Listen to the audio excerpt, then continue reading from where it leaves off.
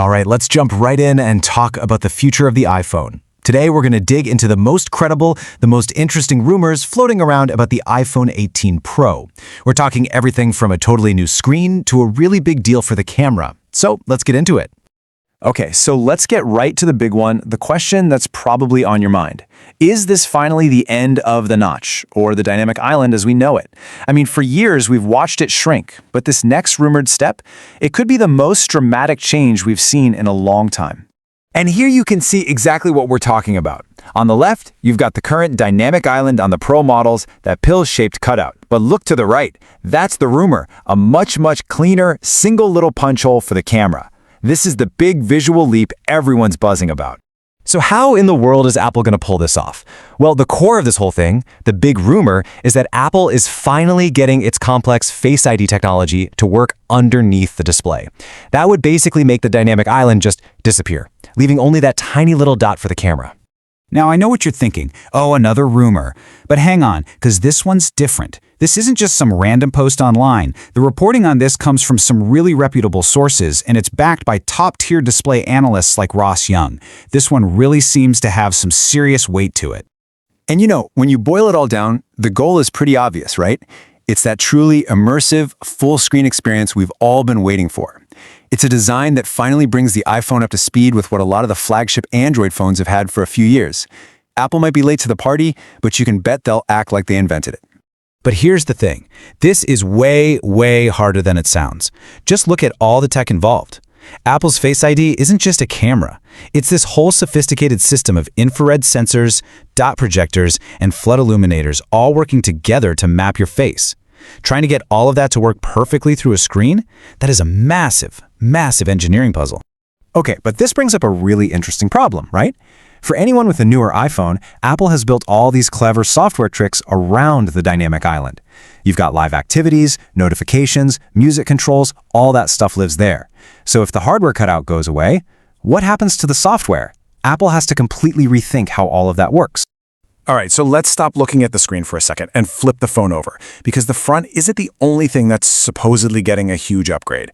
The camera system is rumored to be getting a pretty serious piece of hardware that photographers are going to love. And the star of the show is something called a mechanical variable aperture. So, what the heck is that? Well, the easiest way to think about it is like the pupil of your own eye. Instead of just using software to fake it, the lens itself can physically open up wider or close down tighter to control exactly how much light gets in. And this is where it gets really cool for anyone who loves taking photos. This table breaks down exactly what this means for you. When you're in a dark restaurant, the aperture can open wide to suck in more light, giving you brighter photos.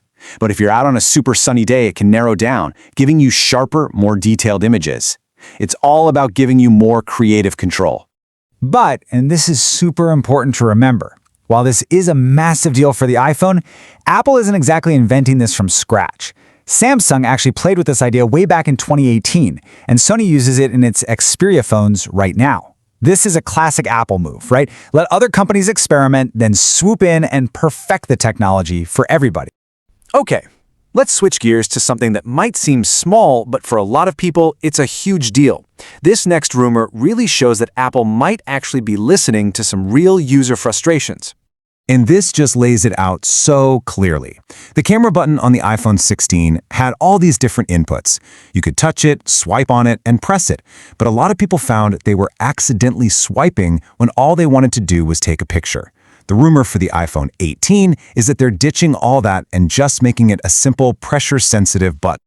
You know, this whole move feels so familiar. It's classic Apple. Does anyone remember 3D Touch?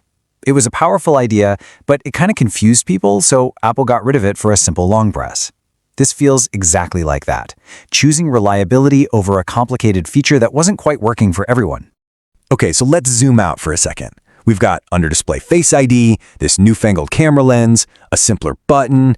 What's the big picture here? What does this all add up to? Where's this all going?